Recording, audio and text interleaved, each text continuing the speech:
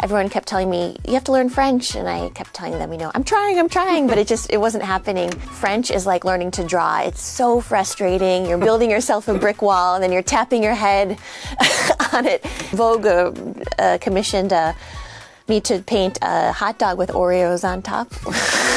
It's just about finding your quirky thing that makes you unique and then just not really caring about the French way of doing things. Hi everyone, so welcome back to the show. Today I'm super happy to have Jessie with us. She comes from Chicago, but she's been around for a while, so I don't know if it still applies. I mean, you're basically French now, 17 years in France. And so what happens when someone with an Amélie fantasy, which for the record we would say Amélie Poulain in France, comes to France with pretty much no plans, and still 17 years later, you're there. So, well, Jessie, welcome to the show. Thank you. I'm still breathing. Feels good. You survived the process. Yes, I did. Yes, I'm thriving. And you Finally. came barely speaking French, no particular plan, with, I don't know if we can say that, but like not so good au pair job. Yes. So I always wanted to live in Paris. My dad studied abroad in Strasbourg and used to tell me about all of his crazy stories back in the day. And so I had a year before I had to pay off my student loans, and I thought this is the time to live in Paris. And so I found a job as an au pair, and I moved really a few weeks after that and lived with a family. Paris wasn't exactly what I thought it would be, but I just had to barrel through and figure it out. And despite some initial disappointment, well, because it's ish, you sticked around. What made you stay around? Well, I had this one-year visa where it was right before the economic crisis in 2008 as well. Okay. And so things were kind of imploding back at home. And so I thought, I just need to be here. Everyone kept telling me, you have to learn French. And I kept telling them, I'm trying, but it wasn't happening. It was at the time, but I didn't really know it then. And so I just thought, well, I don't really know what I'm going to do. I could apply for grad school, but this is my gap year. I'm just going to see what happens. And I met my now husband at the end of my first year when I was ready to get out of town. I hated That's a good reason Paris. to stay around, though. Yes, but it was kind of like a whole new reintroduction to Paris, too, because it's one thing to be an au pair, but back then it was a lot harder to meet people than it is now. And we didn't have Instagram. We didn't have ways to connect with other creative people. So I had 3 or 4 DVDs I would watch every night. I went out as much as I could. There was no Netflix on your computer. It was still, in an envelope. When you first arrived, I heard you speak French, and you speak very good French. So, well, you went from not speaking French at all to struggling to speaking French. How did you learn? Well, I knew nothing. I had French for Dummies on the plane, and I was like, "Ils sont où les toilettes?" Over and over again. And so I feel like I'm an artist, but I feel like learning French is like learning to draw. It's so frustrating. You're building yourself a brick wall, and then you're tapping your head on it every day, and eventually it'll start to wobble, and a brick will fall off. But it's just, there's a lot of friends would invite me to dinner parties, and I was so lost the whole time, and it was so exhausting trying to keep up. And every now and then someone would come to me and say, "What do you think, Jessie?" And I'd go, "Wee!" That was pretty much all I could do. And so luckily I had the luxury of total immersion, and I was 22 at the time too, so my brain was malleable. But I think there's just some kind of chipping away that has to happen little by little. And it's cliche, but having a French boyfriend helped a lot too, because there was an actual reason to speak. It's even more immersive. Yes, and the best way to learn French is to lose your wallet with your passport inside. And survival mode. Yes, you have to go to the police office and say, "Qu'est-ce que se passe?" or whatever it is that you need to do. So it just took a lot of time. I never learned French academically. I took French lessons at the beginning. So I think a lot of people are frustrated because they feel like they need to master everything in the French language, all the conjugations. The truth is I don't know all of that, and that's okay, and I can get on just fine. Sometimes we don't know either. Yeah, exactly. That's the thing. When you see all of the French books on a French person's bookshelf, you realize that it's a lifelong struggle. And so I get on fine. I mean, professionally, I can work, doing what I do. I feel insecure writing emails to people I don't know sometimes, but I luckily have a name that's Jessie, which isn't French, and so that gives me an excuse right off the bat. They give them a hint. Exactly, Okay, exactly. good. And my accent, so it's all good. You just have to make it work for you, and you don't need to learn everything before you can just start trying. No, no. There's looking at your content online and speaking about linguistics or the choice of words. I've noticed that you prefer to be called an immigrant rather than an expat, for example. Is there a reason for that? Because like as a non-speaker, I don't see a difference, but I suppose Yes. there is. This is a hot topic amongst Americans in Oh, really? Paris, yes. But I feel like since I moved here so young and I started from zero, I think when you want to integrate to a country, you have to erase any sense of identity that you had before and restart from zero. So this is kind of crass if I say if you wiped anybody's butt to be in Paris, then you are an immigrant and not an expat. So That's the open talking. Exactly. So I don't know. I think there's something about integrating completely. When I moved to Paris, and definitely I said, I'm not going to look back. This is my life now. I'm not going to go home for 6 months out of the year. That's not an option for me. So like expat to you is kind of the pre-stage to being an immigrant, basically, or? yeah, I mean, I think if you have a company that brings you here and you're making, American dollars, it's a different experience versus if you're making your life here and you have French friends. And maybe I'm between the two because I think, once you start talking about immigration, it's a whole other kind of thing too. But I wear it with pride. I know a few other immigrants who we have these conversations too about, what makes you French, at the end of the day. Are you French or are you not? And in France, it's not. In the States, it's all about, the hyphenated American. I'm Italian American. I'm Greek American. But here you're French. And so how French are you? Are you French enough? Are you French passing? Are you not? And so I think that's a part of the immigration process is accepting it and integrating as much as you can. Like a blindfolded cheese tasting or something Yes, like that. yes, exactly. This is one of the top tests. No, but joke aside, actually, I was surprised because that's a very positive angle, and I like that. You've said on a few of your content and stories that you think that Paris gets better over time, which is like not everyone says that, so that's great. And you've been around for 17 years, so like it's not like a couple of months for a couple of years. So why would you say that? I think it's a country that just gets richer with time. The more, I think it's kind of an understanding of if you want to become French, you need to go to the market, you need to talk up your local barman. I don't really go out of my bubble of work and home because I have everything in my proximity, and I feel like I know everyone in the neighborhood thanks to my son and his school, but there's just so much richness that happens when you're showing your face and taking the time to get to know people as well. And that wasn't possible 5 years ago, 10 years ago, 15 years ago. But I think it's just about slowing down, taking the time to get to know people. And a lot of Paris is unraveled through the process of time as well. It's not like in the States where it's all transactional, but it's much deeper than that. I mean, it sounds a bit cliche, but the place is old. Yes, really yes. old. So you cannot unravel. It's like onions. It's like you cannot unravel all of the layers. Snapping a finger, So no, definitely, and especially obviously as a creative, because also you have a different eye for stuff. Like Paris is maybe not the capital of arts, but it's one of. Arts is a big thing here, and actually talking about this, it's funny. I could see some of your watermarks, the painting marks on your hands. That says you're not lying about this, for sure. So as a creative, what is one of the top myths you might debunk? Because you do watercolors, that's what I'm saying. And I mean, can you talk about this? Because it's foreign to me. I've tried, but I'm not a creative, so. Mm-hmm. Well, I'm a watercolorist, an author, and so I illustrate other people's stories and my own as well. But there's something about watercolor. I bought my first watercolor kit when I was an au pair during this crazy gap year. Wow, okay. It was a big investment at the time. It was a €50 Winsor & Newton watercolor kit. And at the time I was in costume design, and so I bought this just to practice drawing costume renderings and whatnot. But I loved how what's the word? It was a fragment of the time.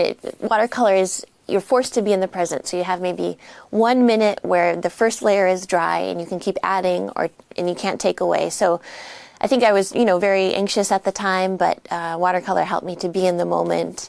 And it also helped me capture what was in front of me and really understand what I was looking at. So I think being an artist, you have to look at the world intensely. And a lot of times artists see things, even terrible and shocking things sometimes, just because that's our job, is to be one amongst the world in itself. And watercolor was a good way to start understanding that about myself and to find my voice as an artist. You wrote a book about that, actually, teaching people watercoloring, or I think it's called 30-day practice. It's Thinking in Watercolor is the name. Okay, yes. And you taught about a 30-day practice. Why do you think routine actually is the way to creativity or to perfecting one's craft? Yeah, I think if you want to get better at anything, you have to lower your expectations and do the thing more often. So that could be 5 minutes a day. It's just a way to see progress. And as an artist, too, a lot of people think you just sit down and you bang out a masterpiece. But there are many different things that go into the process of creating a good enough painting. There are sketches, there are tests, there are lots of different things that go into the process of understanding what's working and what's not. So if you're doing a 30-day practice, then you can, if you're creating 30 pieces, then you can say, okay, these two are really good. And then you can kind of use that as a way to understand what's working and what's not. So there's a lot of value in producing work and then editing it down. A lot of times people think, I'm a newbie artist and I'm going to just create a bunch of stuff and share everything right away. But you have to understand how you're thinking, synchronizing your hand with your eye, and then understanding, what's your voice as an artist and how can you share what's relevant to that. Because watercolor is, well, like you were saying, time is of the essence. And in a way, you could say is unpredictable almost by nature. Why would you say it's very important to learn to trust your imperfections in a way? Okay. Yes, watercolor is all about imperfections, unfortunately. There's no undo button. And so you just have to, that's why I like testing the variables. If you're feeling like you don't have confidence to execute something, then try it out a couple times, set a timer for 10 seconds and just try to do it, in one swoop. And so it's more just about accepting the imperfections for what they're worth, and then also celebrating them sometimes too, because things can be revealed that you may not understand otherwise. It's just reading at my notes, I stumbled upon this one. You told about imperfections. There's also linguistic ones. We were also talking about this before we started that. The auto-translators or stuff like that sometimes also can be quite misleading. Yes. And I noted this one because I found it on one of his stories. When your auto-translator once translated a gros bisou, like big kisses, into like gross bisexual. Yes, that was to my and boss you sent too. it to your boss. So I mean, that happen often, or? Luckily, that only happened once, and I made sure it never happens again. But yeah, sometimes you're typing things, and language is so complicated, and sometimes you're trying to find the humor in writing something to a friend, and you realize it's far too late. And now there's the edit option in texting. But after 17 years? Do those mistakes still happen? Sometimes. That kind of? That one was exceptional, but... Luckily. Yes. But listen, language is ever evolving. Sometimes friends will correct my French too, and I'm like, okay, but... I would love to do that. Oh, wow. No, I know, it's a French Olympic sport, but I've accepted the fact that I'm going to be learning French my whole life, and I'm here. I'll never lose my accent. I'm humbled to the core, and take it or leave it. But it is what it is. I think it just takes a lot of courage to keep going and just to continue barreling through. If it can make people feel any better, I'm 42. My grandma still corrects my French. Wow. Okay. And I'm a native, so yeah. Yes. This is a never-ending process. Yes. And now my son corrects my French, so it's a whole it's full circle evolution. now. New generation to correct my French.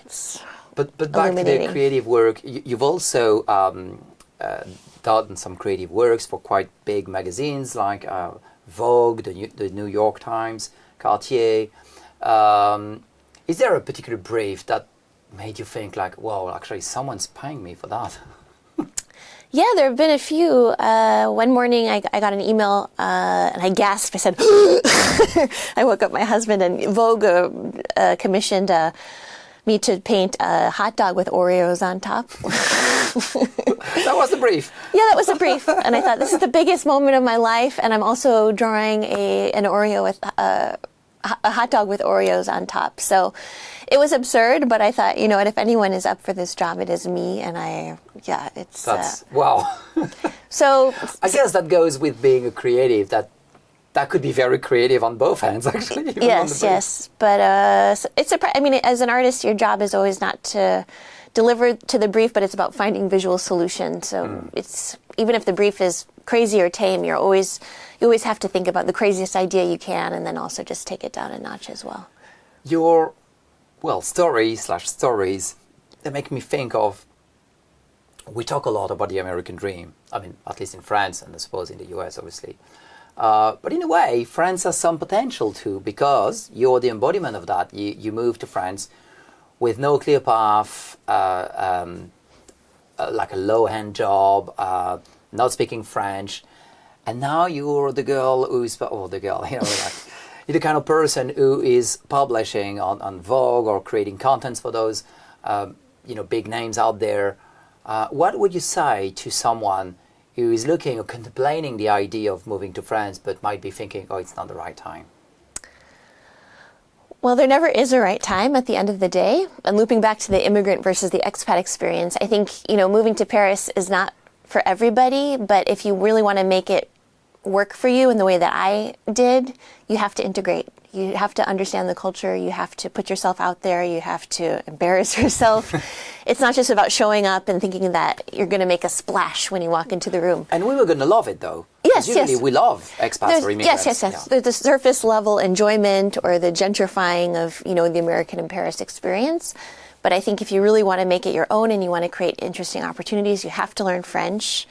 You just need to spend the time to understand it better. And it's such a rich culture with so many things to offer, but unless you're willing to be humble and enter it from a place of humility, you're never going to take it to that level. And also, because we keep on referring to Paris, but there's also different places like that there's Nice, for example, there's Bordeaux. I mean, and everyone has its own style. Like you were saying, your dad used to be in Strasbourg, which is completely different, feels almost German in a way. So, there's a lot of, France is very diverse. I mean, it looks tiny, but it's very diverse. I like to say almost as diverse as the US, although the size of Texas. Yes.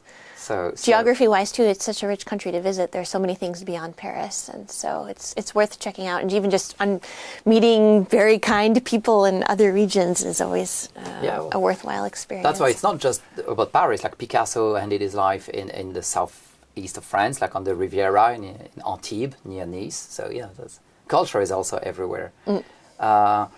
It's still linked to your creative arts, but you also lead retreats in France. And what's the number one thing that people, so in Paris, obviously I say in France, but what's the number one thing that people find when they paint Paris, actually, instead of just visiting? I mean, it's obviously it's a different angle. So I run a biannual retreat called the Paris Watercolor Retreat. And attendees come from the US and Canada, from all over the world, really, to study in Paris with me. And so a lot of retreats are held elsewhere in, warm destinations like Morocco or the south of France. But I thought I figured out what my whole deal was in Paris, so why not share everything that I know here? So that's finding your voice, understanding watercolor, and then I think the biggest takeaway is the proximity that attendees have to world-class museums. We go to a museum every day, and technically you could probably do that in a different city, but in Paris in particular, there's a lot. Yeah, it's a full 360 artistic experience. How long are those retreats? Those are 5 days from Monday to Friday, and it's a really good intro, not just to an actual skill, but also I invite artist friends to speak about their own craft as well. So you mix these like boots on the ground, like they do stuff, but also you visit the museum, so it's like a blend of those. Yes, so at the end of the 5 days, the attendees can go home with a sketchbook full of sketches and they can continue on Nice. their explorations as well. They have to know to paint already? Or? Not necessarily, but you have to have a desire to draw and to get better because we're drawing all day, every day.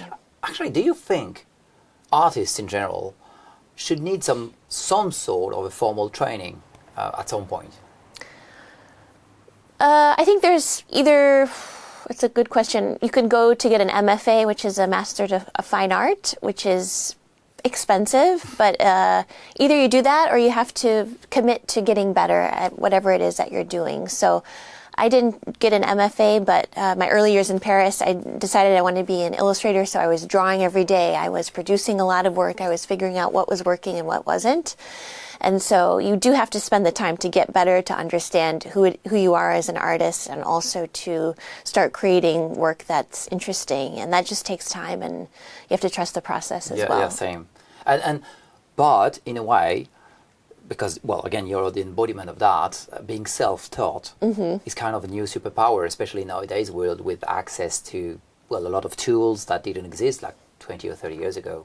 Yes. So. At the end of the day, a lot of young people want to know, how can I get better? How can I start a career? But always lean back on the craft. You can get lost in the algorithms or whatever, but if you're investing in the actual thing that you're doing, then more power to you. Is there a stereotype in Paris about art or creativity that kind of drives you crazy? It's like, well, no. Just kind of, the pretentious contemporary art circles, which I confirm that they are. They can be, exactly what you think they are. What's the word? Pompous or something?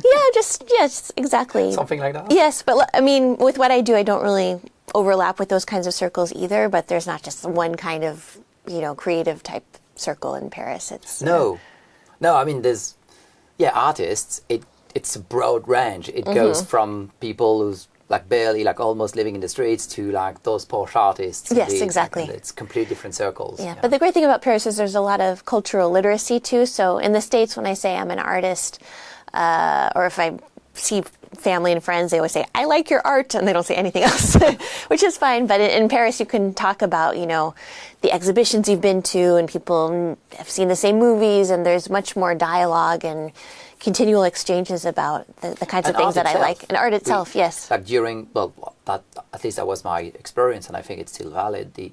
During the,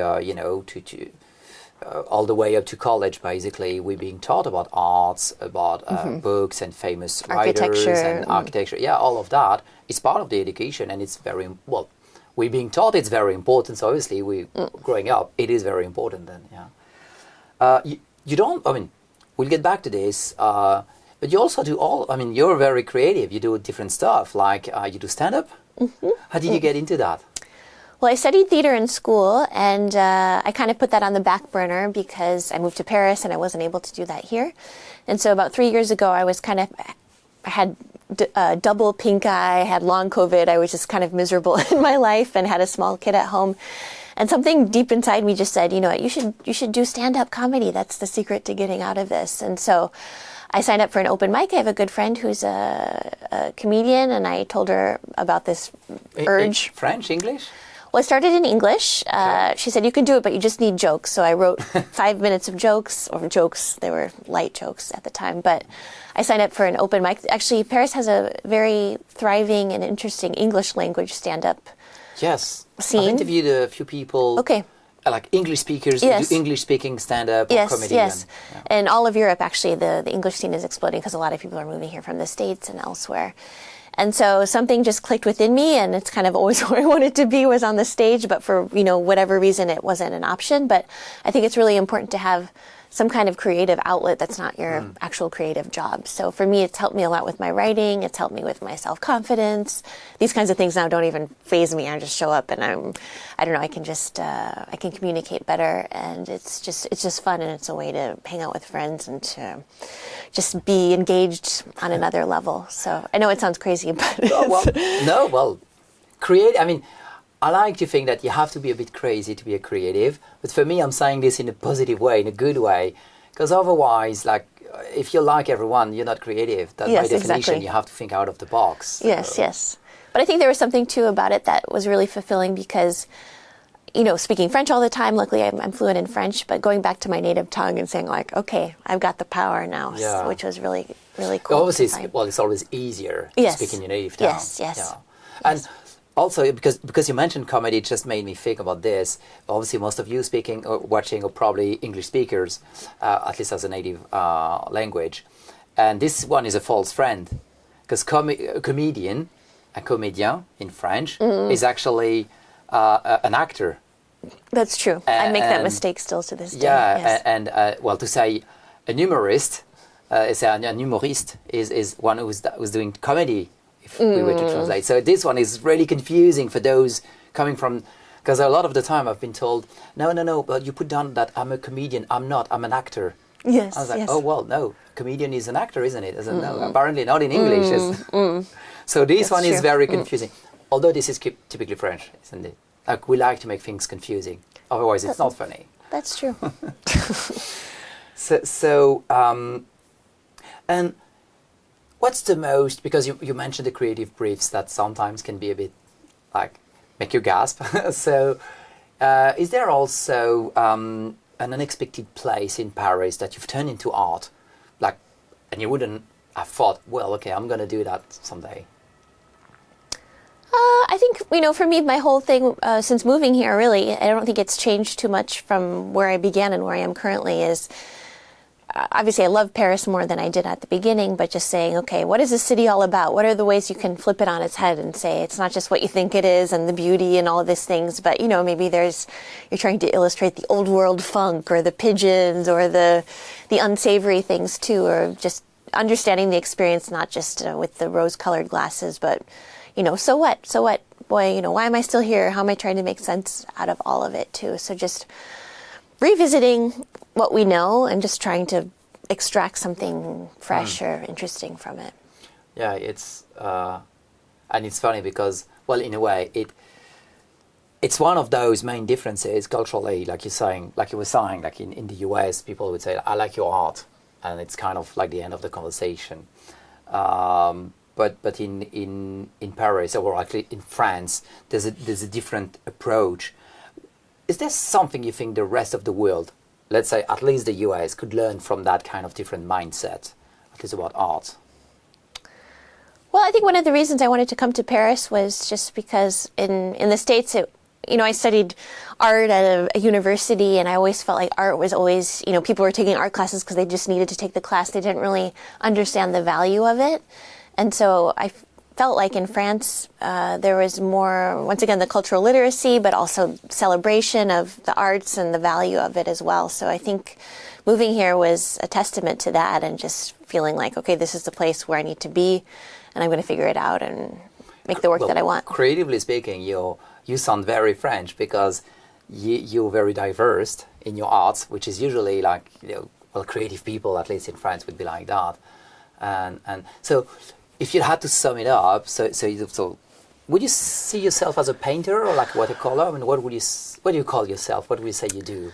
I'm an artist, an illustrator, author. I know it's going on, and stand-up comedian. So Okay. it's hard to find one specific word. I could say So I'm you an would say artist. illustrator. Okay. Well, I started as an illustrator, but I think now I'm an artist. So, Okay. I'm an artist who does stand-up. No. An author. But No, but I mean, it's interesting because the choice of word, this is your native language, so the choice of word, I suppose, is relevant. And so, I would simplify this and say, like, you're a painter, because for me, like, you're painting. That's true. And Like some people say that watercolor isn't painting, so it's... No, yeah, that's why. But I disagree. I find it fascinating because it's all about, and France is all about subtleties, especially in art. Yes, Very yes. often it's like it's very nuanced or very subtle. Yeah, I think that in France, too, it's not valued to have several descriptive words in your job title. But once again, for me, I just... But we would say it's creative. it all makes sense when you kind of know what it is. But I think it's... you don't want to censor yourself either and say, okay, I only want one word, because then that's not even descriptive enough either. So you can say you're an artist, and then people are going to say, but what kind of art? And then you can, go in with more That's it. descriptives. Yeah. That's what I would respond to. Like if you say I'm an artist, I would say, like, what kind of art? Yes, yes, yes.